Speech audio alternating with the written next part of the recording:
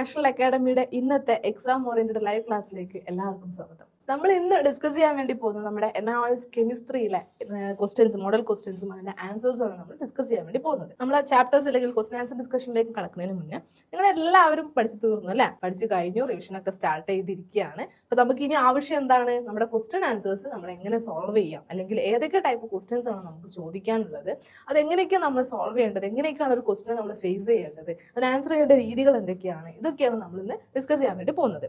Okay, അപ്പൊ നമ്മുടെ കെമിസ്ട്രിയുടെ ഈ എക്സാം ഓറിയന്റഡ് ക്വസ്റ്റ്യൻ ആൻസർ ഡിസ്കഷന്റെ ഭാഗമായിട്ടുള്ള രണ്ടാമത്തെ ക്ലാസ് ആണ് നമ്മൾ ഇന്ന് കണ്ടക്ട് ചെയ്യാൻ വേണ്ടി പോകുന്നത്. കഴിഞ്ഞ ക്ലാസ്സിൽ നമ്മൾ ആദ്യത്തെ കുറച്ച് ചാപ്റ്റേഴ്സിലെ ക്വസ്റ്റ്യൻസ് ഒക്കെ ഡിസ്കസ് ചെയ്തിട്ടുണ്ടായിരുന്നു. ഇന്ന് നമ്മൾ നോക്കാൻ പോകുന്നത് ഫസ്റ്റ് നമ്മുടെ 12th ചാപ്റ്റർ ആണ്. That is the ionic equilibrium അല്ലെ? 12th ചാപ്റ്റർ ആയിട്ടുള്ള അയോണിക് ഇക്വിലിബ്രിയം നമ്മൾ ഡിസ്കസ് ചെയ്യാൻ വേണ്ടി പോകുന്നത്. അപ്പൊ ഈ ഒരു ചാപ്റ്ററിൽ നിന്ന് ചോദിക്കാൻ സാധ്യതയുള്ള ക്വസ്റ്റ്യൻസ് എങ്ങനെയാണ്, അത് വന്നു കഴിഞ്ഞാൽ നമ്മൾ എങ്ങനെയാണ് ആൻസർ ചെയ്യേണ്ടതെന്നൊക്കെ നമുക്ക് നോക്കാം. അപ്പൊ first question, calculate the degree of ionization of NH4OH in 0.001 molar solution at 25 degrees Celsius. The ionization constant of NH4OH is 1.8 into 10 raised to minus 5 at 25 degrees Celsius. Okay. അപ്പൊ നമ്മൾ ചോദിച്ചിട്ട് എന്താണ്? ഡിഗ്രി ഓഫ് അയോണൈസേഷൻ കണ്ടുപിടിക്കാനാണ് ചോദിച്ചിട്ടുള്ളത്. നമുക്ക് ionisation കോൺസ്റ്റന്റിന്റെ value തന്നിട്ടുണ്ട് അല്ലെ? NH4OHന്റെ degree of ionisation കണ്ടുപിടിക്കാനാണ് പറഞ്ഞിട്ടുള്ളത്. Okay, അപ്പൊ ഓസ്വാൾഡ് ലോ അനുസരിച്ചിട്ട് നമുക്കറിയാം ഡിഗ്രി ഓഫ് അയോണൈസേഷന്റെ ഇക്വേഷൻ എന്താണ്? ദാറ്റ് ഈസ് ആൽഫ അല്ലെ? Degree of ionisation alpha is equal two degree of ionisation ആൽഫയുടെ വാല്യൂ എന്ന് പറയുന്നത് √K/C ആണ്. എന്താണ്? √K/C ആണ്. K എന്ന് പറയുന്നത് എന്താണ്? കോൺസെൻട്രേഷൻ ആണ് അല്ലെ? അയോണൈസേഷൻ കോൺസ്റ്റന്റ് ആണ്, അല്ലെങ്കിൽ കോൺസെൻട്രേഷൻ കോൺസ്റ്റന്റ് ആണ് K എന്ന് പറയുന്നത്. C എന്ന് പറഞ്ഞു കഴിഞ്ഞാൽ അതിന്റെ മോളാർ എത്രയാണ്, അതിന്റെ എന്താ പറയാ, എത്ര എമൗണ്ട് ഓഫ് കോൺസെൻട്രേറ്റഡ് എമൗണ്ട് അല്ലെങ്കിൽ എത്ര മോളാർ അത് അവൈലബിൾ ആണെന്നുള്ളതാണ് C കൊണ്ട് ഇവിടെ ഉദ്ദേശിച്ചിട്ടുള്ളത്. ഓക്കെ, നമുക്ക് Kയുടെ വാല്യൂ നമുക്ക് തന്നിട്ടുണ്ട്. എത്രയാണ്? 1.8 into 10 raised to minus 5 ആണെന്ന് തന്നിട്ടുണ്ട്. Therefore 1.8 into 10 raised to minus 5 divided by C എത്രയാണ്? 0.001 മോളാർ ആണ് അല്ലെ? 0.001 മോളാർ ആണ് തന്നിട്ടുണ്ട്. ഇത് സോൾവ് ചെയ്ത് കഴിഞ്ഞാൽ നമുക്ക് 0.134 എന്ന് കിട്ടി. ഓക്കെ, അപ്പൊ ഡിഗ്രി ഓഫ് അയോണൈസേഷൻ കണ്ടുപിടിക്കാൻ വേണ്ടിയിട്ട് നമ്മൾ പഠിച്ചു വെക്കേണ്ടത് ഈ ഒരു ഇക്വേഷൻ ആണ്. ഇതാണ് alpha is equal to √K/C. Alpha is equal to √K/C. K എന്ന് പറയുന്നത് ഇവിടെ കോൺസെൻട്രേഷൻ കോൺസ്റ്റന്റ് അല്ലെ? C എന്ന് പറയുന്നത് അതിന്റെ മോളാർ കോൺസെൻട്രേഷൻ എത്രയാണെന്നുള്ളത്. ഓക്കെ, അപ്പൊ ഈ ഒരു ക്വസ്റ്റ്യൻ ആണ് നമ്മളിവിടെ ഡിസ്കസ് ചെയ്തിട്ടുള്ളത്. Next question, define the Arrhenius acid and give 2 examples. നമുക്കറിയാം നമ്മൾ ഈ ഒരു ചാപ്റ്ററിൽ ആസിഡ് ബേസ് കൺസെപ്റ്റുകൾ പഠിച്ചിട്ടുണ്ട് അല്ലെ? 3 ആസിഡ് ബേസ് കൺസെപ്റ്റ് ആണ് പഠിച്ചിട്ടുള്ളത്. അരീനിയസ് ഉണ്ട്, ബ്രോൺസ്റ്റഡ് ലൗറി കൺസെപ്റ്റ് ഉണ്ട്, ലവോസിയം കൺസെപ്റ്റ് ഉണ്ട്. ഓക്കെ, അപ്പൊ നമുക്കറിയാം ലൂയിസ് കൺസെപ്റ്റ് ഉണ്ട്. Therefore അരീനിയസ് കൺസെപ്റ്റ് അനുസരിച്ച് ഒരു ആസിഡ് എന്ന് പറഞ്ഞു കഴിഞ്ഞാൽ എന്താണെന്നാണ് ചോദിച്ചിട്ടുള്ളത്. അരീനിയസ് കൺസെപ്റ്റ് അനുസരിച്ച് ആസിഡ് എന്ന് പറഞ്ഞു കഴിഞ്ഞാൽ എന്താ? It is defined as a substance that is capable of producing hydrogen ions by ionization in aqueous solution. Aqueous സൊല്യൂഷനിൽ അയോണൈസ് ചെയ്യുന്ന സമയത്ത് ഹൈഡ്രജൻ അയോൺസിനെ പ്രൊഡ്യൂസ് ചെയ്യുന്ന സബ്സ്റ്റൻസിനെയാണ് നമ്മൾ ആസിഡ് എന്ന് പറയുന്നത്. എങ്ങനെ? As per Arrhenius concept. Arrhenius concept അനുസരിച്ചിട്ട് ഒരു അക്വസ് സൊല്യൂഷനിൽ അയോണൈസ് ചെയ്യുന്ന സമയത്ത് ഹൈഡ്രജൻ അയോൺസ് പ്രൊഡ്യൂസ് ചെയ്യുന്നത് ആരാണോ അവരെയാണ് ആസിഡ്സ് എന്ന് പറയുന്നത്. ഓക്കെ, ക്ലിയർ ആയില്ലേ? ഇവിടെ 2 എക്സാമ്പിൾസ് ചോദിച്ചിട്ടുണ്ട്. HCl, CH3COOH ഒക്കെ എന്തൊക്കെയാണ്? നമ്മുടെ അരീനിയസ് ആസിഡ്സിന് എക്സാമ്പിൾ ആണ്. ഏതൊക്കെയാണ്? ഹൈഡ്രജൻ ക്ലോറൈഡ് ആസിഡും CH3COOH ഒക്കെ എന്താണ്? നമ്മുടെ അരീനിയസ് ആസിഡ്സിന് എക്സാമ്പിൾ ആണ്. Okay, next question. അപ്പൊ ഇത് 2 മാർക്കിന്റെ ക്വസ്റ്റ്യൻ ആണ്. അപ്പൊ ഇതിനെ നമ്മൾ ഈ ഒരു ഇത്രയും എഴുതിയാൽ മതി. നമുക്ക് എന്താണ് അരീനിയസ് ആസിഡ് എന്ന് എഴുതുക, അതുപോലെ തന്നെ ആ 2 എക്സാമ്പിൾ ഏതൊക്കെയാണെന്ന് എഴുതാം. ഓക്കെ, അപ്പൊ നമുക്ക് എന്ത് കിട്ടും? 1 മാർക്ക് ഇതിനും 1 മാർക്ക് ഇതിനുമായിട്ട് 2 മാർക്ക് നമുക്ക് കിട്ടും. ഒരുപാട് വാരി വലിച്ച് എഴുതേണ്ട ആവശ്യമില്ല.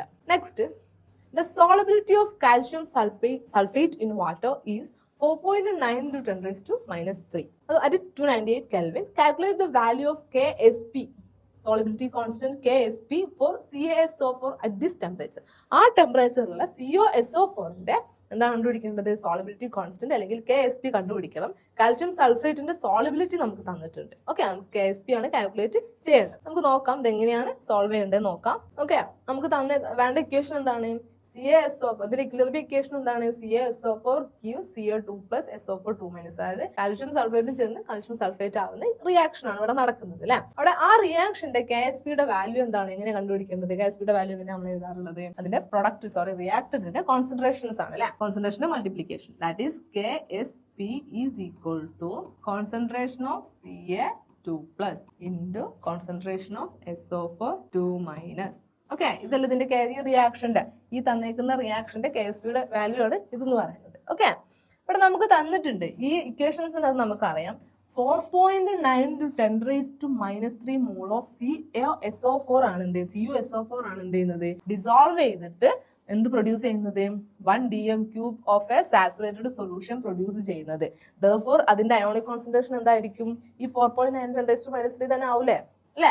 Therefore concentration of CO2 plus 4.9 10⁻³ ആയിരിക്കും. അതുപോലെ തന്നെ SO4 ന്റെ ഇതെന്താണ് 4.9 10⁻³ തന്നെ ആയിരിക്കും. കാരണം എന്താണ് സോളബിലിറ്റി ഓഫ് കാൽഷ്യം സൾഫേറ്റ് വാട്ടറിലുള്ള സോളബിലിറ്റിയുടെ വാല്യൂ ആണ് തന്നിട്ടുള്ളത്. ഓക്കെ, അപ്പൊ അത് തന്നെ ആയിരിക്കും അതിന്റെ എന്തെന്ന് പറയുന്നത് അയോണിക് കോൺസെൻട്രേഷൻ എന്ന് പറയുന്നത്. Therefore നമുക്ക് കണ്ടുപിടിക്കേണ്ടത് ഇതിന്റെ രണ്ടിന്റെയും കോൺസെൻട്രേഷനെ മൾട്ടിപ്ലൈ ചെയ്യാണ് വേണ്ടത് അല്ലേ? അപ്പൊ അതിന്റെ വാല്യൂ എന്ത് കിട്ടും നമുക്ക് is equal to 4.9 into 10⁻³ into 4.9 into 10⁻³ എന്ന് കിട്ടും. That is 2.4 into 10⁻⁶ mole per dm⁻⁶ എന്ന് കിട്ടും. ഓക്കെ, അപ്പൊ ഇങ്ങനെയാണ് KSP യുടെ വാല്യൂ കാൽക്കുലേറ്റ് ചെയ്യാനുള്ളത്. ക്ലിയർ ആയില്ലേ എല്ലാവർക്കും? Okay, next question, what is degree of dissociation? What are the factor upon which it depend? എന്താണ് ഡിഗ്രി ഓഫ് ഡിസോസിയേഷൻ എന്ന് പറഞ്ഞു കഴിഞ്ഞാൽ അതിനെ ഡിപ്പെൻഡ് ചെയ്യുന്ന ഫാക്ടേഴ്സ് എന്തൊക്കെയാണ്? 2 മാർക്കിന്റെ ക്വസ്റ്റ്യൻ ആണ് ഇതെന്ന് പറഞ്ഞു കഴിഞ്ഞാൽ അപ്പൊ ഒരു 2-3 ലൈൻസ് ആയിട്ട് നമ്മൾ ആൻസർ ചെയ്താൽ മതി. ഫസ്റ്റ് നമുക്ക് എഴുതേണ്ടത് എന്താണ് ഡിഗ്രി ഓഫ് ഡിസോസിയേഷൻ എന്ന് പറഞ്ഞു കഴിഞ്ഞാൽ the degree of dissociation is the fraction of a solute ion that dissociate at a given temperature. Given ടെമ്പറേച്ചറിൽ ഡിസോസിയേറ്റ് ചെയ്യുന്ന സൊല്യൂട്ട് അയോൺസിന്റെ ഫ്രാക്ഷനെയാണ് നമ്മൾ ഡിഗ്രി ഓഫ് ഡിസോസിയേഷൻ. എത്ര ഡിസോസിയേറ്റ് ചെയ്തു, എത്ര ഡിഗ്രി അതിൽ ഡിസോസിയേറ്റ് ചെയ്തു, ആ ഒരു എമൗണ്ടിനെയാണ് നമ്മൾ ഡിഗ്രി ഓഫ് ഡിസോസിയേഷൻ എന്ന് പറയുന്നത്. അപ്പൊ എന്താണ് ഡിഗ്രി ഓഫ് ഡിസോസിയേഷൻ എന്ന് പറഞ്ഞു കഴിഞ്ഞാൽ it is the fraction of a solute ion that dissociate at a given temperature. Given temperature dissociate ചെയ്യുന്ന സൊല്യൂട്ട് അയോൺസിന്റെ ഫ്രാക്ഷൻ എത്രയാണോ അതിനാണ് ഡിഗ്രി ഓഫ് ഡിസോസിയേഷൻ എന്ന് പറയുന്നത്. അതിന് ഡിപ്പെൻഡ് ചെയ്യുന്ന ഒരുപാട് ഫാക്ടേഴ്സ് ഉണ്ട്. നമ്മുടെ ഡയല്യൂഷൻ, എമൗണ്ട് ഓഫ് ഡയല്യൂഷൻ, അതുപോലെ തന്നെ temperature, nature of the solvent, composition of the electrolyte, ഇങ്ങനെയുള്ള എല്ലാ കാര്യങ്ങളും എന്ത് ഡിപ്പെൻഡ് ചെയ്യുന്നുണ്ട് ഡിഗ്രി ഓഫ് ഡിസോസിയേഷൻ ഡിപ്പെൻഡ് ചെയ്യുന്നുണ്ട്. ക്ലിയർ ആയില്ലേ ഒരു ക്വസ്റ്റ്യൻ?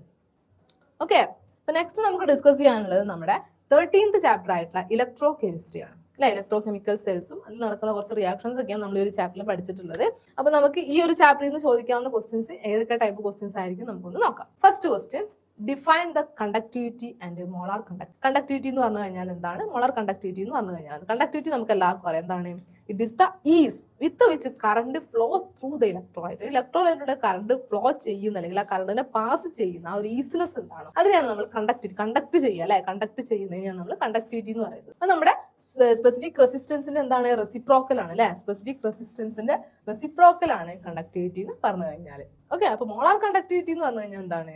മോളാർ കണ്ടക്ടിവിറ്റി എന്ന് പറഞ്ഞു കഴിഞ്ഞാൽ it is the conductance of the all ion produced by 1 mole of electrolyte when electrodes are at a unit distance apart and have a sufficient area of cross section to hold the electrolyte. അതായത് molar conductivity എന്ന് പറഞ്ഞു കഴിഞ്ഞാൽ അതിനകത്തുള്ള എല്ലാ ions produce ചെയ്യുന്ന എല്ലാ അയോൺസിന്റെയും കണ്ടക്ടിവിറ്റിയാണ്.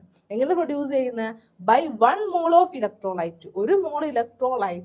ഒരു മോൾ of electrolyte produce ചെയ്യുന്ന എല്ലാ അയോൺസിന്റെയും കണ്ടക്ടിവിറ്റിയാണ് മോളാർ കണ്ടക്ടിവിറ്റി എന്ന് പറയുന്നത്. ആ കണ്ടീഷൻ എന്താണ് അതിന്റെ?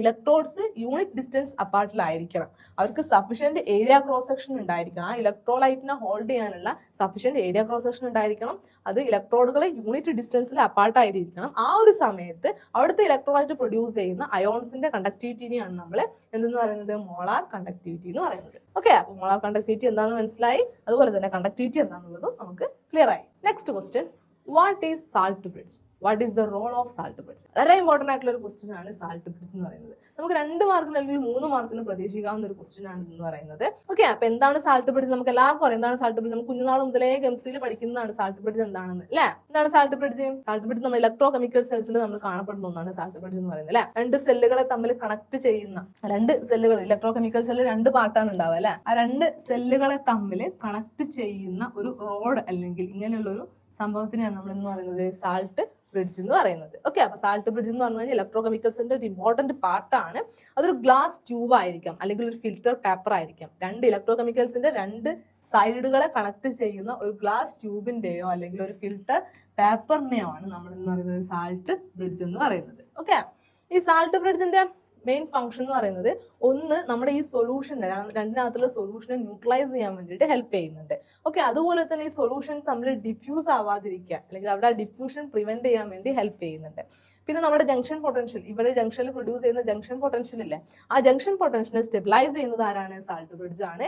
ക്രോസ് കണ്ടാമിനേഷൻ റെഡ്യൂസ് ചെയ്യുന്നത് ആരാണ്? സാൾട്ട് ബ്രിഡ്ജ് ആണ്. അപ്പൊ ഇതൊക്കെയാണ് സാൾട്ട് ബ്രിഡ്ജിന്റെ ഫംഗ്ഷൻസ് എന്ന് പറയുന്നത്. മെയിൻലി നമ്മുടെ സൊല്യൂഷൻസ് സെല്ലിന്റെ രണ്ട് സൈഡിലുള്ള സൊല്യൂഷൻസിനെ ന്യൂട്രലൈസ് ചെയ്യാൻ വേണ്ടി ഹെൽപ്പ് ചെയ്യുന്നുണ്ട്. ആ സൊല്യൂഷൻസ് ഡിഫ്യൂസ് ആവുന്നത് പ്രിവെന്റ് ചെയ്യുന്നുണ്ട്. അതുപോലെ തന്നെ ജംഗ്ഷൻ പൊട്ടൻഷ്യലിനെ സ്റ്റെബിലൈസ് ചെയ്യുന്നുണ്ട്. ക്രോസ് കണ്ടാമിനേഷൻ റെഡ്യൂസ് ചെയ്യുന്നുണ്ട്. ഇത്രയൊക്കെയാണ് സാൾട്ട് ബ്രിഡ്ജിന്റെ മെയിൻ ഫംഗ്ഷൻസ് എന്ന് പറയുന്നത്. Next, what is electrochemical series? List any 2 applications of this series. എന്താണ് ഇലക്ട്രോകെമിക്കൽ സീരീസ് എന്ന് പറഞ്ഞു കഴിഞ്ഞാൽ, നമ്മൾ പറഞ്ഞു ഇലക്ട്രോകെമിക്കൽ സെൽസിനെ കുറിച്ച് പറഞ്ഞപ്പോൾ ഇലക്ട്രോഡ് പൊട്ടൻഷ്യലിന് പറഞ്ഞില്ലേ. അപ്പൊ എല്ലാ സെൽസിനും എന്തുണ്ടാവും? ഒരു പൊട്ടൻഷ്യൽ ഉണ്ടായിരിക്കും. ആ പൊട്ടൻഷ്യൽ നമ്മൾ കാൽക്കുലേറ്റ് ചെയ്യുന്നത് സ്റ്റാൻഡേർഡ് ഹൈഡ്രജൻ ഇലക്ട്രോഡ് റഫർ ചെയ്തിട്ടാണ് നമ്മൾ എന്ത് ചെയ്യുന്നത്? അതിന്റെ ഇലക്ട്രോഡ് പൊട്ടൻഷ്യലിന്റെ വാല്യൂ എന്ത് ചെയ്യുന്നത്? കാൽക്കുലേറ്റ് ചെയ്യുന്നത്. ഓക്കെ, അപ്പൊ ഈ ഒരു ഇലക്ട്രോഡ് പൊട്ടൻഷ്യൽ ഓരോ ഇലക്ട്രോലൈറ്റിന്റെയും ഇലക്ട്രോഡ് പൊട്ടൻഷ്യലിന്റെ വാല്യൂ ഇൻക്രീസ് ചെയ്യുന്ന ഓർഡറിൽ നമ്മൾ അവരെ അറേഞ്ച് ചെയ്യുന്നതിനെയാണ് നമ്മൾ ഇലക്ട്രോകെമിക്കൽ സീരീസ് എന്ന് പറയുന്നത്. അപ്പൊ ഇതെന്താണ്? The standard electron potential of electrodes have been measured and they have been listed in the increasing order of the electrode potential. അതായത് increasing order of electrode potential value increase ചെയ്യുന്ന ഓർഡറിൽ ഈ ഇലക്ട്രോഡുകളെ arrange ചെയ്യുന്നതിനാണ് നമ്മൾ ഇലക്ട്രോകെമിക്കൽ സീരീസ് എന്ന് പറയുന്നത്. Okay, അതിന്റെ applications നോക്കുകയാണെങ്കിൽ it help to predict a redox reaction. ഒരു റിഡോക്സ് റിയാക്ഷൻ പ്രെഡിക്റ്റ് ചെയ്യാൻ വേണ്ടിയിട്ട് ഹെൽപ്പ് ചെയ്യുന്നുണ്ട്. അതുപോലെ തന്നെ it help to calculate the EMF of the galvanic cell. ഒരു ഗാൽവാനിക് സെല്ലിന്റെ EMF കാൽക്കുലേറ്റ് ചെയ്യാൻ വേണ്ടിയിട്ട് ഹെൽപ്പ് ചെയ്യുന്നുണ്ട്. ഓക്കെ, റിഡോക്സ് റിയാക്ഷൻ പ്രെഡിക്റ്റ് ചെയ്യാൻ വേണ്ടി ഹെൽപ്പ് ചെയ്യുന്നുണ്ട്. ഒരു EMF, ഒരു ഗാൽവാനിക് സെല്ലിന്റെ EMF കാൽക്കുലേറ്റ് ചെയ്യാൻ വേണ്ടിയിട്ട് ഹെൽപ്പ് ചെയ്യുന്നുണ്ട്. ഓക്കെ, ഇത്രയാണ് ഈ ഇലക്ട്രോകെമിക്കൽ സെല്ലിന്റെ ആപ്ലിക്കേഷൻസ് എന്ന് പറയുന്നത്. Next question, the blue color of CuSO4 is discharged when a rod of zinc is dipped in it. അതായത് ഒരു CuSO4ലേക്ക് നമ്മൾ ഒരു സിങ്കിന്റെ റോഡ് ഡിപ്പ് ചെയ്യുന്ന സമയത്ത് ഇതെന്താവുകയാണ്? അതിന്റെ കളർ ബ്ലൂ കളർ ഡിസപ്പിയർ ആവുകയാണ്. അത് എന്തുകൊണ്ടാണെന്നാണ് ചോദിച്ചിട്ടുള്ളത്. ഓക്കെ, ഒരു 2 മാർക്കിന് പ്രതീക്ഷിക്കാവുന്ന ക്വസ്റ്റ്യൻ ആണിത്. ഓക്കെ, അപ്പൊ നമുക്ക് നോക്കാം. സിങ്ക് റോഡ് നമ്മുടെ കോപ്പർ സൾഫേറ്റ് സൊല്യൂഷനിൽ നമ്മൾ ഡിപ്പ് ചെയ്യുന്ന സമയത്ത് എന്താ ചെയ്യുന്നത്? അതിന്റെ കളർ ഡിസപ്പിയർ ആവണം. കാരണം എന്താണ്? സിങ്ക് കൂടുതൽ, കോപ്പറിനേക്കാളും റിയാക്ടിവിറ്റി കൂടുതൽ ആർക്കാണ്? സിങ്കിനാണ് അല്ലെ. അപ്പൊ അതെന്ത് ചെയ്യും? നമ്മുടെ ഈ CuSO4ന്റെ ആ ഒരു ഇതിലേക്ക് ഡിപ്പ് ചെയ്യുന്ന സമയത്ത് ഈ സിങ്ക് അതുമായിട്ട് റിയാക്ട് ചെയ്തിട്ട് ZnSO4 ആയിട്ട് കൺവേർട്ട് ചെയ്യും, അല്ലെങ്കിൽ സിങ്ക് സൾഫേറ്റ് ആയിട്ട് കൺവേർട്ട് ചെയ്യും. അപ്പൊ കോപ്പർ മാത്രമാവും, മെറ്റാലിക് കോപ്പർ സെപ്പറേറ്റ് ആയിട്ട് നിൽക്കും. അതുകൊണ്ടാണ് അതിന്റെ കളർ എന്താവുന്നത്? ഡിസപ്പിയർ ആവുന്നത്. ഓക്കെ, എന്താണ് കാരണം? എന്താണ്? സിങ്കിന് റിയാക്ടിവിറ്റി കോപ്പറിനെ അപേക്ഷിച്ച് വളരെ കൂടുതലാണ്. therefore സിങ്ക് ഈ SO4ഉമായിട്ട് എന്ത് ചെയ്യും? റിയാക്ട് ചെയ്തിട്ട് ZnSO4 ആയിട്ട് മാറും, സിങ്ക് സൾഫേറ്റ് ആയിട്ട് മാറുകയും കോപ്പർ മെറ്റാലിക് കോപ്പർ ആയിട്ട് അവിടെ റിമൈൻ ചെയ്യുകയും ചെയ്യും. therefore അപ്പൊ എന്ത് ചെയ്യും? അതിന്റെ കളർ ഫേഡ് ആയി പോകും. ഓക്കെ, അതുകൊണ്ടാണ് നമ്മുടെ CuSO4ലേക്ക് നമ്മൾ Zനെ ഡിപ്പ് ചെയ്യുന്ന സമയത്ത് എന്താണ്? അതിന്റെ കളർ ഡിസപ്പിയർ ആവുന്നത്. ക്ലിയർ ആയില്ലേ? നെക്സ്റ്റ് നമുക്ക് നോക്കാനുള്ളത് നമ്മുടെ 17th ചാപ്റ്റർ ആയിട്ടുള്ള ഹൈഡ്രജനും S ബ്ലോക്ക് എലമെന്റ്സും ആണ്. ഓക്കെ, നമ്മുടെ പീരിയോഡിക് ടേബിളിലെ എലമെന്റ്സിന്റെ ഫസ്റ്റ് സെക്ഷൻ ആണ് ഈ ഒരു ചാപ്റ്റർ നമ്മൾ ഡിസ്കസ് ചെയ്യുന്നത്. That is the S block elements. അതിൽ ഫസ്റ്റ് ക്വസ്റ്റ്യൻ ചോദിച്ചിട്ടുള്ളത്, why is hydrogen is used for filling balloons? എന്തുകൊണ്ടാണ് ബലൂൺസിൽ ഫില്ല് ചെയ്യാൻ ഹൈഡ്രജൻ തന്നെ യൂസ് ചെയ്യുന്നതെന്നാണ് ചോദിച്ചത്. എന്ത് പ്രത്യേകതയാണ് ഹൈഡ്രജൻ ഉള്ളതെന്നാണ് ചോദിച്ചിട്ടുള്ളത്. കാരണം എന്താണ്? നമ്മുടെ എല്ലാ ഗ്യാസസും എടുത്തു കഴിഞ്ഞാൽ ഏറ്റവും ലൈറ്റസ്റ്റ് ആയിട്ടുള്ള ഗ്യാസ് ഏതാണ്? ഹൈഡ്രജൻ ആണ് അല്ലെ. ഏറ്റവും ലൈറ്റസ്റ്റ് ആയിട്ടുള്ള ഗ്യാസ് ഹൈഡ്രജൻ ആണ്. therefore അതിന് വെയിറ്റ് വളരെ കുറവാണ്. അതുപോലെ തന്നെ നമ്മുടെ എയറിനേക്കാളും ലൈറ്റർ ആണ്, അതുപോലെ തന്നെ ലെസ് ഡെൻസർ ആണ്. ഹീലിയത്തിനേക്കാളും ഈസി ആയിട്ട് നമുക്ക് മേക്ക് ചെയ്യാൻ പറ്റുമെന്നാണ് എന്ത് ഹൈഡ്രജൻ എന്ന് പറയുന്നത്. അതുപോലെ തന്നെ ഹീലിയത്തിനേക്കാളും ചീപ്പാണ്. ഹൈഡ്രജൻ എന്ന് പറഞ്ഞാൽ ഹീലിയത്തിനേക്കാളും ചീപ്പാണ്, നമുക്ക് ഈസിലി അവൈലബിൾ ആണ്. therefore അതുകൊണ്ട് ഈ ഒരു കാരണങ്ങൾ കൊണ്ടൊക്കെ തന്നെയാണ് നമ്മൾ എന്ത് ചെയ്യുന്നത്? നമ്മുടെ ബലൂൺസിൽ ഫില്ല് ചെയ്യാൻ വേണ്ടിയിട്ട് ഹൈഡ്രജൻ തന്നെ യൂസ് ചെയ്യുന്നത്. Okay, next question, write down the chemical equation for the reaction of sodium with water. ഈ ഒരു നമുക്ക് ഇങ്ങനെയുള്ള റിയാക്ഷൻസ് നമുക്ക് ഇക്വേഷൻ എഴുതാൻ വേണ്ടി പറയാറുണ്ട്. അത് പലതും ചോദിക്കാം. ഇതൊരു എക്സാമ്പിൾ മാത്രമാണ് ഈ ഒരു ക്വസ്റ്റ്യൻ. ഇവിടെ ചോദിച്ചിട്ടുള്ള എന്താണ്? സോഡിയവും വാട്ടറും നമ്മൾ റിയാക്ഷൻ എഴുതാനാണ്, അതിന്റെ കെമിക്കൽ ഇക്വേഷൻ എഴുതാനാണ് പറഞ്ഞിട്ടുള്ളത്. ഓക്കെ, അപ്പൊ സോഡിയവും വാട്ടറും ചേർന്നിട്ട് എന്താ ഉണ്ടാവുന്നത്? സോഡിയം ഹൈഡ്രോക്സൈഡ് ആണ് ഉണ്ടാവാറുള്ളത്. അതിന്റെ ഇക്വേഷൻസ് വരുന്നത് 2Na, അതായത് സോഡിയം പ്ലസ് 2H2O. അത് ബാലൻസ് ചെയ്യാൻ വേണ്ടിയിട്ടാണ് കേട്ടോ. gives 2NaOH plus H2. Okay, അപ്പൊ ഇതാണ് നമ്മുടെ സോഡിയവും ഹൈഡ്രജനും ചേർന്ന് സോഡിയം ഹൈഡ്രോക്സൈഡ് ആവുന്ന റിയാക്ഷൻ എന്ന് പറയുന്നത്. ഓക്കെ, അപ്പൊ ഇങ്ങനെയുള്ള ഒരു ക്വസ്റ്റ്യൻ നമുക്ക് പ്രതീക്ഷിക്കും. ഇതിപ്പോ എക്സാമ്പിൾ വെച്ച് മാത്രമേ പറഞ്ഞിട്ടുള്ളൂ. അപ്പൊ റിയാക്ഷൻസ് ഒക്കെ എന്ത് ചെയ്യുക, എഴുതാൻ വേണ്ടി പഠിക്കുക. ഓരോ റിയാക്ഷൻ നടക്കുമ്പോൾ ഉണ്ടാവുന്ന പ്രൊഡക്റ്റുകൾ ഏതൊക്കെയാണെന്നത് മനസ്സിലാക്കുക. നെക്സ്റ്റ് നമുക്ക് നോക്കാനുള്ളത് what is the biological role of Ca2+. Calcium അയോണിന്റെ ബയോളജിക്കൽ റോൾ എന്തൊക്കെയാണെന്ന് ചോദിച്ചിട്ടുള്ളത് നമുക്കറിയാം. നമുക്ക് ദൈനംദിനം നമുക്കറിയാവുന്ന കാര്യം തന്നെയാണ് അല്ലെ. കാൽഷ്യത്തിന്റെ ഫംഗ്ഷൻ എന്താണ്, നമ്മുടെ ബോഡിയിൽ മസിൽ കോൺട്രാക്ഷൻ ഹെൽപ്പ് ചെയ്യുന്നുണ്ട്, അതുപോലെ തന്നെ സെൽ സിഗ്നലിംഗിൽ ഹെൽപ്പ് ചെയ്യുന്നുണ്ട്, ബ്ലഡ് ക്ലോട്ടിംഗിൽ ഹെൽപ്പ് ചെയ്യുന്നുണ്ട്, ബോൺ ഫോർമേഷനിൽ ഹെൽപ്പ് ചെയ്യുന്നുണ്ട്. അപ്പൊ ഇങ്ങനെയുള്ള പല ഫംഗ്ഷൻസും ബയോളജിക്കലി ആർക്കുണ്ട്, നമ്മുടെ Ca2+നുണ്ട്. Next question, what is heavy water, write its important uses. എന്താണ് ഹെവി വാട്ടർ എന്ന് പറഞ്ഞു കഴിഞ്ഞാൽ, ഹെവി വാട്ടർ എന്ന് പറഞ്ഞു കഴിഞ്ഞാൽ എന്താ, ഡ്യൂട്ടീരിയം അടങ്ങിയ വാട്ടറിനെ അല്ലെ, ഹെവി ആയിട്ടുള്ള വാട്ടറിനെയാണ് നമ്മൾ ഹെവി വാട്ടർ എന്ന് പറയുന്നത്. നമ്മുടെ ഹൈഡ്രജന്റെ ഹെവി ഐസോടോപ്പ് ആയിട്ടുള്ള ഡ്യൂട്ടീരിയം അടങ്ങിയിട്ടുള്ള വാട്ടറിനെയാണ് നമ്മൾ എന്ന് പറയുന്നത് ഹെവി വാട്ടർ എന്ന് പറയുന്നത്. ഓക്കെ, ഇതിന്റെ യൂസസ് വരുന്നത് മെയിൻലി നമ്മുടെ ന്യൂക്ലിയർ റിയാക്ടേഴ്സിൽ മോഡറേറ്റർ ആയിട്ട് യൂസ് ചെയ്യുന്നുണ്ട്. ഏറ്റവും ഇമ്പോർട്ടൻ്റ് ആയിട്ടുള്ള യൂസ് എന്ന് പറയുന്നത് ന്യൂക്ലിയർ റിയാക്ടറിലെ മോഡറേറ്റർ ആയിട്ടുള്ള യൂസസ് ആണ്. അതുപോലെ തന്നെ നമ്മുടെ ഡ്യൂട്ടീരിയത്തിന്റെ പ്രിപ്പറേഷൻ വേണ്ടിയിട്ട് നമ്മൾ ഹെവി വാട്ടർ യൂസ് ചെയ്യാറുണ്ട്. അതുപോലെ തന്നെ ഹെവി വാട്ടർ നമ്മുടെ നോർമൽ വാട്ടർ, അതായത് സ്പെക്ട്രോസ്കോപ്പിയുടെ സമയത്തൊക്കെ ഐ ആർ സ്പെക്ട്രോസ്കോപ്പിയുടെ സമയത്ത് ആ ഒരു സിറ്റുവേഷൻസിലൊക്കെ നമ്മൾ നോർമൽ വാട്ടറിന് പകരം ഹെവി വാട്ടർ ആണ് യൂസ് ചെയ്യാറുള്ളത്. ഓക്കെ, ഇപ്പൊ 2 മാർക്കിന്റെ ക്വസ്റ്റ്യൻ ആണ്. അപ്പൊ നമ്മൾ എങ്ങനെ ആൻസർ ചെയ്യുക, ഹെവി വാട്ടർ എന്താന്ന് പറയണം അല്ലെ. ഹെവി വാട്ടർ എന്ന് പറഞ്ഞു കഴിഞ്ഞാൽ നമ്മുടെ ഡ്യൂട്ടീരിയം അടങ്ങിയിട്ടുള്ള വാട്ടറിനെയാണ് നമ്മൾ ഹെവി വാട്ടർ എന്ന് പറയുന്നത്. ഹൈഡ്രജന്റെ ഹെവി ഐസോടോപ്പ് ആയിട്ടുള്ള ഡ്യൂട്ടീരിയം അടങ്ങിയിട്ടുള്ള വാട്ടർ ആണ്. കോമൺലി ഹൈഡ്രജൻ ഫസ്റ്റ് ഐസോടോപ്പാണ് നമ്മുടെ വാട്ടറിൽ ഉണ്ടാവാറുള്ളത്. അതല്ലാതെ ഹെവി ഐസോടോപ്പ് ആയിട്ടുള്ള ഡ്യൂട്ടീരിയം അടങ്ങിയ വാട്ടറിനെയാണ് നമ്മൾ ഹെവി വാട്ടർ എന്ന് പറയുന്നത്. ആപ്ലിക്കേഷൻസ് ന്യൂക്ലിയർ റിയാക്ടേഴ്സിൽ മോഡറേറ്റർ ആയിട്ട് യൂസ് ചെയ്യുന്നുണ്ട്. അതുപോലെ തന്നെ ഡ്യൂട്ടീരിയത്തിന്റെ പ്രൊഡക്ഷന് വേണ്ടിയിട്ട് യൂസ് ചെയ്യുന്നുണ്ട്. നമ്മുടെ IR സ്പെക്ട്രോസ്കോപ്പിയുടെ സമയത്ത് നോർമൽ വാട്ടറിന് പകരം നമ്മൾ ഹെവി വാട്ടർ ആണ് യൂസ് ചെയ്യാറുള്ളത്. ക്ലിയർ ആയില്ലേ? ഓക്കെ, നെക്സ്റ്റ് നമുക്ക് നോക്കാനുള്ളത് നമ്മുടെ 18th ചാപ്റ്റർ ആയിട്ടുള്ള general characteristics of P block elements. അപ്പൊ ഓക്കെ, എക്സ് ബ്ലോക്കിലെ ക്വസ്റ്റ്യൻസ് ഒക്കെ നമ്മൾ ഡിസ്കസ് ചെയ്തു. ഇനി പി ബ്ലോക്ക് എലമെന്റ്സിലേക്കാണ് നമ്മൾ പോകുന്നത്. അതിലെ ക്വസ്റ്റ്യൻസ് ഏതൊക്കെയാണെന്നുള്ളത് നമുക്ക് നോക്കാം. First question, how does the ionization enthalpy vary in group and in period of the P block elements. P block എലമെന്റ്സിന്റെ ഗ്രൂപ്പിലും പീരീഡിലും അയോണൈസേഷൻ എൻതാൽപ്പി എങ്ങനെയാണ് വാരി ചെയ്യുന്നതെന്നാണ് ചോദിച്ചിട്ടുള്ളത്. ഓക്കെ, അപ്പൊ അതെങ്ങനെയാണെന്ന് നോക്കാൻ വേണ്ടിയിട്ട് നമ്മൾ എന്ത് ചെയ്യാം, ഇത് കൂടുതൽ ക്വസ്റ്റ്യൻ കൂടെ തന്നിട്ടുണ്ട്. Arrange the following atoms in order of increasing the ionization enthalpy. Ionisation enthalpy കൂടുന്ന ക്രമത്തിൽ ഈ ആറ്റംസിനെ അറേഞ്ച് ചെയ്യാനാണ് പറഞ്ഞിട്ടുള്ളത്. ഓക്കെ, നമ്മുടെ പി ബ്ലോക്കിലെ കുറച്ച് ആറ്റംസ് ആണ് നമുക്ക് തന്നിട്ടുള്ളത്. നമുക്കറിയാം അയോണൈസേഷൻ എൻതാൽപ്പിയുടെ വാല്യൂ ഡിക്രീസസ് ദ ഗ്രൂപ്പിൽ താഴോട്ട് പോകും തോറും അയോണൈസേഷൻ എൻതാൽപ്പിയുടെ വാല്യൂ എന്ത് ചെയ്യുന്നത്, കുറഞ്ഞു വരികയാണ് ചെയ്യുന്നത് അല്ലെ. എന്നാൽ ഇറ്റ് ഇൻക്രീസസ് അലോങ് ദ പീരീഡിൽ നമ്മുടെ ലെഫ്റ്റിൽ നിന്ന് റൈറ്റിലേക്ക് പോകും തോറും എന്ത് ചെയ്യാണ്, അയോണൈസേഷൻ എൻതാൽപ്പിയുടെ വാല്യൂ ഇൻക്രീസ് ചെയ്യുകയാണ് ചെയ്യുന്നത്. എന്നാൽ ഗ്രൂപ്പിൽ താഴോട്ട് പോകും തോറും അയോണൈസേഷൻ എൻതാൽപ്പിയുടെ വാല്യൂ കുറയാണ് ചെയ്യുന്നത്. ആ ഒരു കൺസെപ്റ്റ് മനസ്സിലായല്ലോ. ഇനി നമുക്ക് ഇതിനെ അറേഞ്ച് ചെയ്യണം. ഓക്കെ, അപ്പൊ ഏറ്റവും കൂടുതൽ അയോണൈസേഷൻ എൻതാൽപ്പി ഏത് ഭാഗത്തായിരിക്കും ഉണ്ടായിരിക്കുക, എവിടെ ഉണ്ടായിരിക്കുക, ഏറ്റവും റൈറ്റ് സൈഡ് ഓഫ് പീരീഡിൽ ഏറ്റവും ടോപ്പ് ഗ്രൂപ്പിലായിരിക്കും അല്ലെ. ദാറ്റ് ഈസ് നമുക്ക് തന്നിരിക്കുന്ന ക്വസ്റ്റ്യനിൽ അങ്ങനെ നിൽക്കുന്ന ഒരൊറ്റ എലമെന്റേ ഉള്ളൂ, ദാറ്റ് ഈസ് ദ ഹീലിയം. അപ്പൊ ഹീലിയത്തിനായിരിക്കും ഏറ്റവും കൂടുതൽ അയോണൈസേഷൻ എൻതാൽപ്പി ഉണ്ടാവുക. നെക്സ്റ്റ് വരുന്നത് ആരാണ്, നൈട്രജൻ ആണ് അല്ലെ. നൈട്രജൻ ആണ് കുറച്ചും കൂടെ ടോപ്പിൽ വരുന്നത്. therefore nitrogen, then beryllium, then sodium. Okay, അപ്പൊ അയോണൈസേഷൻ എൻതാൽപ്പിയുടെ വാല്യൂ ഡൗൺ ദ ഗ്രൂപ്പ് കുറഞ്ഞു വരും, left to the right the period കൂടി വരും. Second question, explain why oxygen exists as a gas where sulfur exists as a solid. എന്തുകൊണ്ടാണ് oxygen gas ആയിട്ടിരിക്കുന്നത്, sulphur solid ആയിട്ടിരിക്കുന്നത് എന്നാണ് ചോദിച്ചിട്ടുള്ളത്. സൾഫറിനേക്കാളും ഏറ്റവും ഇലക്ട്രോ നെഗറ്റീവ് ആയിട്ടുള്ള element ആണ് എന്ത്, ഓക്സിജൻ എന്ന് പറയുന്നത് അല്ലെ. therefore അവർക്ക് എന്ത് ഫോം ചെയ്യാൻ പറ്റും, പി ഡബിൾ ബോണ്ട് ഫോം ചെയ്യാൻ പറ്റും. ഓക്കെ, ആ ബോണ്ടുകൾ ഹെൽഡ് ചെയ്തേക്കുന്നത് വീക്ക് കോൺട്രോൾ ഫോഴ്സ് വഴി ആയിരിക്കും. അതുകൊണ്ടാണ് എന്ത് ചെയ്യുന്നത്, ഓക്സിജനെ റൂം ടെമ്പറേച്ചറിൽ ഗ്യാസ് ആയിട്ട് എക്സിസ്റ്റ് ചെയ്യാൻ പറ്റുന്നത്. ഓക്കെ, അപ്പൊ ഒറ്റ റീസണേ ഉള്ളൂ, ഓക്സിജന് പി ഡബിൾ ബോണ്ട് ഫോം ചെയ്യാനുള്ള കഴിവുണ്ട്. അതുകൊണ്ടാണ് ഓക്സിജൻ റൂം ടെമ്പറേച്ചറിൽ ഗ്യാസ് ആയിട്ട് ഇരിക്കുന്നത്. കാരണം ഓക്സിജൻ ഇലക്ട്രോ നെഗറ്റിവിറ്റി സൾഫറിനേക്കാളും കൂടുതലാണ്.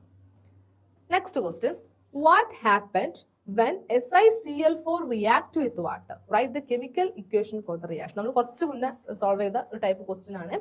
ഒരു 2 മാർക്കിന് നമുക്ക് പ്രതീക്ഷിക്കാവുന്ന ഒരു ക്വസ്റ്റ്യൻ തന്നെയാണ് ഇതും. SiCl4 വാട്ടറുമായിട്ട് റിയാക്ട് ചെയ്യുമ്പോൾ എന്താ സംഭവിക്കുന്നതെന്ന് ചോദിച്ചിട്ടുള്ളത്. അതിന്റെ ഇക്വേഷൻ എഴുതാനും കൂടെ പറഞ്ഞിട്ടുണ്ട്. ഓക്കെ, SiCl4 വാട്ടറുമായിട്ട് റിയാക്ട് ചെയ്തിട്ട് എന്താ പ്രൊഡ്യൂസ് ചെയ്യുന്നത്, Si ഹൈഡ്രോക്സൈഡ് പ്രൊഡ്യൂസ് ചെയ്യും അല്ലെ, SiOH പ്രൊഡ്യൂസ് ചെയ്യും. ഓക്കെ, അപ്പം SiCl4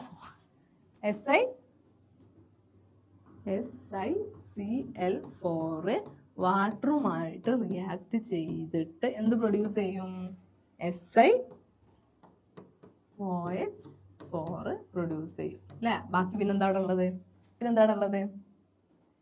SaCl4 Cl4 ബാക്കിയാണ് അല്ലേ, Cl4 ബാക്കിയാണ്. അതുപോലെ തന്നെ പിന്നെന്താ ബാക്കിയുള്ളത്, അവിടെ ഒരു എച്ചും 4 ഹൈഡ്രജനും ബാക്കിയാണ്. therefore ബാക്കി HCl 4 HCl പ്രൊഡ്യൂസ് ചെയ്യും. ഓക്കെ, അപ്പൊ ഇതാണ് ഇതിന്റെ റിയാക്ഷൻ എന്ന് പറയുന്നത്. SaCl4 വാട്ടർ മാറ്റി വെച്ചിരുന്നത് SiOH4 4HCl പ്രൊഡ്യൂസ് ചെയ്യും. അപ്പൊ ഇങ്ങനെയുള്ള റിയാക്ഷൻസ് ഒക്കെ എന്ത് ചെയ്യുക, പഠിച്ചു വെക്കുക. Next question, give equations for the formation of following from the element. നമുക്ക് കുറച്ച് 2 കോമ്പൗണ്ടുകൾ തന്നിട്ടുണ്ട്, അത് അതിന്റെ എലമെന്റിൽ നിന്ന് എങ്ങനെ ഫോം ചെയ്യുന്നതെന്നാണ് ചോദിച്ചത്. അതിന് ഇക്വേഷൻസ് എഴുതാനും പറഞ്ഞിട്ടുണ്ട്. ഫസ്റ്റ് Al2O3, സെക്കൻഡ് SiCl4 ആണ് പറഞ്ഞിട്ടുള്ളത്. അപ്പൊ Al2O3 അലൂമിനിയത്തിൽ നിന്ന് എങ്ങനെ ഉണ്ടാവും, SiCl4 Siയിൽ നിന്ന് എങ്ങനെ ഉണ്ടാവും, ഇതാണ് നമ്മോട് ചോദിച്ചിട്ടുള്ളത്. ഓക്കെ, അതിന്റെ റിയാക്ഷൻസ് എങ്ങനെയാണ് വരുന്നത് നമുക്ക് നോക്കാം. Al2O3 പ്രൊഡ്യൂസ് ചെയ്യാൻ വേണ്ടിയിട്ട് നമ്മൾ 4 അലൂമിനിയവും 3 ഓക്സിജന്റെ പ്രസൻസിൽ ഓക്സിഡൈസ് ചെയ്തിട്ടാണ് എന്ത് പ്രൊഡ്യൂസ് ചെയ്യുന്നത്, Al2O3 പ്രൊഡ്യൂസ് ചെയ്യുന്നത്. Okay, 4Al plus 3O2 gives 2Al2O3. Next SiCl4 എങ്ങനെ പ്രൊഡ്യൂസ് ചെയ്യുന്നതെന്ന് നോക്കാം. Si ക്ലോറിനുമായിട്ട് കൂടി ചേർന്നിട്ടാണ് അല്ലെ, ക്ലോറിനുമായിട്ട് കൂടി ചേർന്നിട്ടാണ് എന്ത് പ്രൊഡ്യൂസ് ചെയ്യുന്നത്, SiCl4 പ്രൊഡ്യൂസ് ചെയ്യുന്നത്. ഇവിടെ നമുക്ക് ബാലൻസ് ചെയ്യണ്ടല്ലേ, ഒരു Si, ദാറ്റ്സ് ഓക്കെ. 4 Cl4 ഉണ്ട്, അപ്പൊ നമ്മൾ എന്ത് ചെയ്യണം, Cl2 ആയിട്ടാണ് ക്ലോറിൻ എക്സിസ്റ്റ് ചെയ്യാറുള്ളത്. therefore 2Cl2 gives SiCl4. ഈ 2 ഇക്വേഷൻസ് മനസ്സിലായല്ലോ. ഈ രീതിയിലായിരിക്കും ഇതിന്റെ ഫോർമേഷൻ നടക്കുന്നത്. നെക്സ്റ്റ് നമുക്ക് നോക്കാനുള്ളത് 20th ചാപ്റ്ററിലെ ക്വസ്റ്റ്യൻസ് ആണ്. That is the P block എലമെന്റ്സിലെ സെക്കൻഡ് കോമ്പൗണ്ട്. ഫസ്റ്റ് കോമ്പൗണ്ട് അല്ല, പി ബ്ലോക്ക് എലമെന്റ്സിലെ സെക്കൻഡ് കോമ്പൗണ്ട് 2ൽ വരുന്ന ക്വസ്റ്റ്യൻസ് എങ്ങനെയാണെന്ന് നമുക്ക് നോക്കാം. First question, write the reaction which occur when ozone react with ferrous sulfate and stannous chloride. Ozone ferrous സൾഫേറ്റുമായിട്ടും stannous ക്ലോറൈഡുമായിട്ട് റിയാക്ട് ചെയ്തിട്ട് നടക്കുന്ന റിയാക്ഷൻസ് എന്താണെന്നാണ് ചോദിച്ചിട്ടുള്ളത്. ഓക്കെ, അപ്പം ഫെറസ് സൾഫേറ്റ് ആയിട്ടുള്ള FeSO4 ഓസോണുമായിട്ട് റിയാക്ട് ചെയ്തിട്ട് എന്താ പ്രൊഡ്യൂസ് ചെയ്യുന്നത്, അതുപോലെ തന്നെ സ്റ്റാനസ് ക്ലോറൈഡ് ആയിട്ടുള്ള SnCl2 ഓക്സിജനുമായിട്ട് റിയാക്ട് ചെയ്തിട്ട് എന്താ പ്രൊഡ്യൂസ് ചെയ്യുന്നതാണ് ചോദിച്ചിട്ടുള്ളത്. നമുക്ക് നോക്കാം. FeSO4 ഓക്സിജനുമായിട്ട് ഓസോൺ O3യുമായിട്ട് റിയാക്ട് ചെയ്തിട്ട് എന്താണ്, Fe2SO4 ത്രൈസും H2O ഉം O2 ആണ് പ്രൊഡ്യൂസ് ചെയ്യുന്നത്. ഓക്കെ, അപ്പൊ ഇവിടെ FeSO4 ഓസോണുമായിട്ട് റിയാക്ട് ചെയ്യുന്നത് in the presence of sulphuric acid ആയിരിക്കും. ദാറ്റ് ഈസ് H2SO4ന്റെ പ്രസൻസിൽ റിയാക്ട് ചെയ്തിട്ട് Fe2SO4 ത്രൈസും വാട്ടറും ഓക്സിജനും പ്രൊഡ്യൂസ് ചെയ്യും. ഓക്കെ, അതുപോലെ തന്നെ സ്റ്റാനസ് ക്ലോറൈഡ് അല്ലെങ്കിൽ SnCl2 ഓസോണുമായിട്ട് റിയാക്ട് ചെയ്തിട്ട് in the presence of HCl, ഇവിടെ H2SO4 ഇവിടെ HClന്റെ പ്രസൻസിലാണ്, ഗീവ്സ് 3 SnCl4, 3 SnCl4 ഉം 3 വാട്ടർ മോളിക്യൂളും ആണ് എന്ത് ചെയ്തത്, പ്രൊഡ്യൂസ് ചെയ്യുന്നത്. ക്ലിയർ ആയല്ലോ. Next question, name the halogen that can react with inert gas. Inert ഗ്യാസുമായിട്ട് റിയാക്ട് ചെയ്യാൻ പറ്റിയ ഹാലജൻ ഏതാണ് ഇനേർട്ട് ഗ്യാസുമായിട്ട് ഏറ്റവും റിയാക്റ്റീവ് ആയിട്ടുള്ള ഹാലജൻ ഏതാ, ഫ്ലൂറിൻ ആണ് അല്ലെ. അപ്പൊ ഇനേർട്ട് ഗ്യാസുമായിട്ട് റിയാക്ട് ചെയ്യുന്ന ഹാലജൻ ഏതാണ്, ഫ്ലൂറിൻ ആണ്. നമുക്ക് 1 മാർക്കിന് അല്ലെങ്കിൽ ഒബ്ജക്റ്റീവ് ടൈപ്പ് ക്വസ്റ്റ്യൻ ആയിട്ട് ചോദിക്കാൻ പറ്റിയ ഒരു ക്വസ്റ്റ്യൻ ആണ് ഇതെന്ന് പറയുന്നത്. ഫ്ലൂറിൻ ആണ് ഇനേർട്ട് ഗ്യാസുമായിട്ട് റിയാക്ട് ചെയ്യുന്ന ഹാലജൻ. ഓക്കെ, അപ്പൊ തേർഡ് ക്വസ്റ്റ്യനിൽ നമ്മളോട് ചോദിച്ചിട്ടുള്ളത് എന്താണ്, write a reaction show the oxidising properties of sulphuric acid. Sulphuric ആസിഡിന്റെ ഓക്സിഡൈസിംഗ് പ്രോപ്പർട്ടി കാണിക്കുന്ന റിയാക്ഷൻ എഴുതാൻ വേണ്ടിയിട്ടാണ് പറയുന്നത്. ഓക്കെ, അപ്പൊ റിയാക്ഷൻ എഴുതുന്നതിന് മുന്നേ നമുക്ക് അറിഞ്ഞിരിക്കേണ്ട ഒരു കാര്യമുണ്ട്. നമ്മുടെ സൾഫ്യൂരിക് ആസിഡ് എന്ന് പറഞ്ഞു കഴിഞ്ഞാൽ എന്താണ്, വളരെ സ്ട്രോങ് ആയിട്ട് ഓക്സിഡൈസിംഗ് പ്രോപ്പർട്ടി ഉള്ള അല്ലെങ്കിൽ വളരെ സ്ട്രോങ് ഓക്സിഡൈസിംഗ് ആയിട്ടുള്ള എന്താണ് ഒരു കോമ്പൗണ്ട് ആണ് ഇത് സൾഫ്യൂരിക് ആസിഡ് എന്ന് പറയുന്നത്. സാധാരണ നമ്മുടെ സൾഫ്യൂരിക് ആസിഡ് എന്ത് ചെയ്യാറുള്ളത്, ഇത് മെറ്റൽസുമായിട്ട് കൂടി ചേർന്നിട്ട് മെറ്റാലിക് സൾഫേറ്റും SO2 H2 ആണ് ഇയാള് പ്രൊഡ്യൂസ് ചെയ്യാറുള്ളത്. ഏത് മെറ്റലായിട്ട് റിയാക്ട് ചെയ്യുകയാണെങ്കിലും അത് എന്താ പ്രൊഡ്യൂസ് ചെയ്യുക, മെറ്റാലിക് സൾഫേറ്റ് പ്രൊഡ്യൂസ് ചെയ്യും. അതിന്റെ കൂടെ തന്നെ SO2 വാട്ടറുമാണ് സാധാരണ പ്രൊഡ്യൂസ് ചെയ്യാറുള്ളത്. ഓക്കെ, നമുക്ക് എക്സാമ്പിൾ നോക്കാം. കോപ്പർ മെറ്റലുമായിട്ടുള്ള സൾഫ്യൂരിക് ആസിഡ് ഓക്സിഡൈസിംഗ് പ്രോപ്പർട്ടി എങ്ങനെയാണ് വരുന്നത് നമുക്ക് നോക്കാം.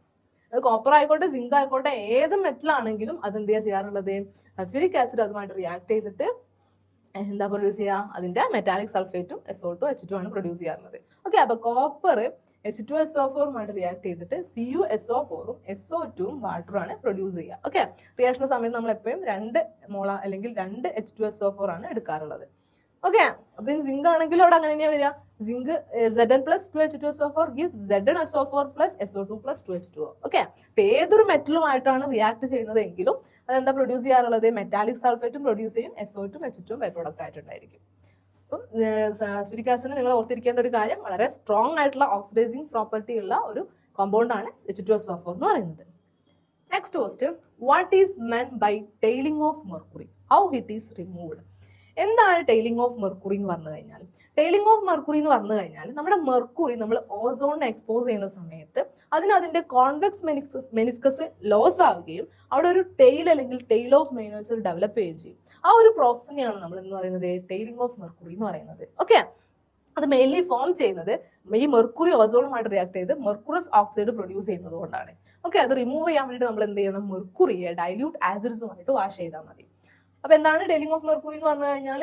Mercury losses it convex meniscus leaves as a tail or tail of milk droplets on a glass surface when it is exposed to O3 അല്ലെങ്കിൽ ozone, and this is due to the formation of a mercurous oxide, and this effect can be removed by washing the mercury with the dilute acid. Okay, clear ആയല്ലോ tiling of mercury എന്ന് പറഞ്ഞു കഴിഞ്ഞാൽ? ഇത്രയും questions ആണ് നമ്മൾ ഈ ഒരു ചാപ്റ്ററിൽ നിന്ന് ഡിസ്കസ് ചെയ്തത്. നമ്മൾ ഏകദേശം നമ്മുടെ കെമിസ്ട്രിയിലെ പകുതിയോളം ചാപ്റ്റേഴ്സ്, പ്രീ എക്സാമിന് ഇമ്പോർട്ടന്റ് ആയിട്ടുള്ള പകുതിയോളം ചാപ്റ്റേഴ്സിലെ മോഡൽ ക്വസ്റ്റ്യൻസ് ഒക്കെ നമ്മൾ ഡിസ്കസ് ചെയ്തു. നമ്മൾ 20ാമത്തെ ചാപ്റ്ററിൽ എത്തി നിൽക്കുകയാണ്. നമുക്ക് ഇനി കുറച്ചും കൂടെ ചാപ്റ്റേഴ്സ്, നമ്മുടെ ഓർഗാനിക് കെമിസ്ട്രി റിലേറ്റഡ് ആയിട്ടുള്ള കുറച്ചും കൂടെ ചാപ്റ്റേഴ്സ്, അതുപോലെ തന്നെ എൻവയോൺമെന്റൽ കെമിസ്ട്രി റിലേറ്റഡ് ആയിട്ടുള്ള ചാപ്റ്റേഴ്സിലെ ക്വസ്റ്റ്യൻസ് ഒക്കെ നമുക്ക് ഡിസ്കസ് ചെയ്യേണ്ടതായിട്ടുണ്ട്. നമുക്ക് നെക്സ്റ്റ് ക്ലാസ്സിൽ എന്ത് ചെയ്യാം? അതൊക്കെ ഡിസ്കസ് ചെയ്യാം. ഇന്നത്തെ ക്ലാസ് നമുക്ക് തൽക്കാലമായിട്ട് എന്ത് ചെയ്യാം? ഇവിടെ സ്റ്റോപ്പ് ചെയ്യാം. ഓക്കെ, എല്ലാവരും നന്നായിട്ട് പഠിക്കുക, എക്സാം ഒക്കെ നന്നായിട്ട് എഴുതുക. ഇന്നത്തെ ക്ലാസ്സിന് ഇവിടെ നമുക്ക് വിരാമം വിട്ടുകൊണ്ട് നമുക്ക് ഇന്നത്തെ ക്ലാസ് ഇവിടെ നിർത്താം.